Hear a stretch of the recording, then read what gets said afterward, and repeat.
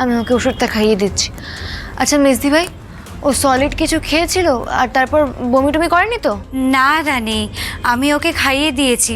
একটু জেদ করছিল কিন্তু তারপরে খেয়ে নিয়েছে। মা করতে হচ্ছে। এই তো এখন ওষুধ খাইয়ে দিলাম, জ্বরটা এক্ষুনি কমে যাবে। আচ্ছা ঠিক আছে, কালকে আর স্কুল যেতে হবে না, ঠিক আছে? বাবা কোথায়? বাবার কাছে যাব। শুনলে শুনলে মেজো বৌমা, শরীরটা ভালো নেই তো, তাই বাবার কথা মনে পড়েছে। বাবার থেকে আপন কে আছে? কেউ নেই, বাবাই তো সব। এই যে মেয়েটার যে জ্বর, জয়কে কি খবরটা দিয়েছো না শুনেই চলে এলে? সেটাই তো করেছে।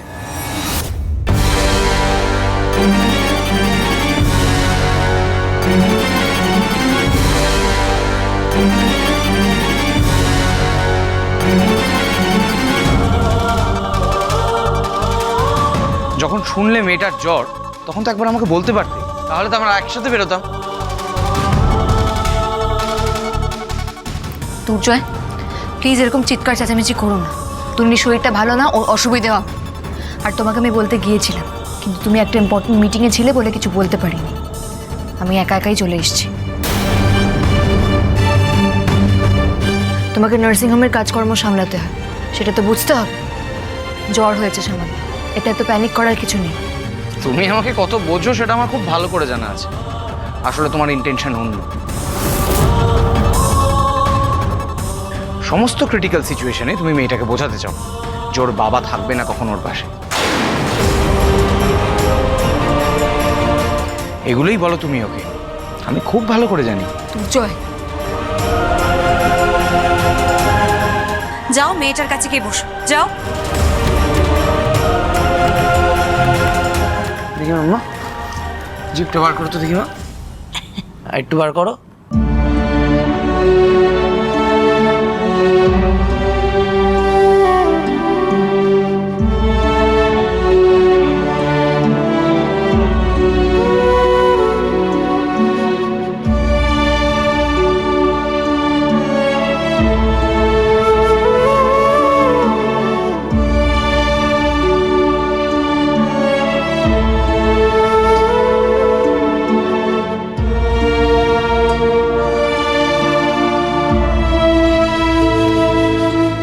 জ্বর আছে কিন্তু আমার তো মনে হয় এক্ষুনি একজন পিডিয়াট্রিশিয়ানকে কনসাল্ট করা ভালো। দুর্জয় আমি ওষুধ দিয়ে দিয়েছি, আর মাও গরম জল দিয়ে দুনির গাটা স্পঞ্জ করে দিয়েছে। আমার মনে হয় ও ঠিক হয়ে যাবে। এত প্যানিক করো না, একটু টাইম দাও। তুমি তো খুব বড় ডাক্তার হয়ে গেছো, পৃথিবীতে যেন আর কোনো ডাক্তার নেই।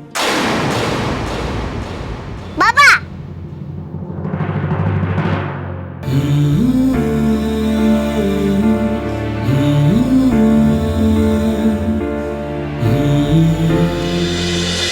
তোমাদের জানি সোম থেকে রবি প্রতিদিন সন্ধ্যে ৬টায় স্টার জলসায় ও ডিজনি প্লাস হটস্টারে।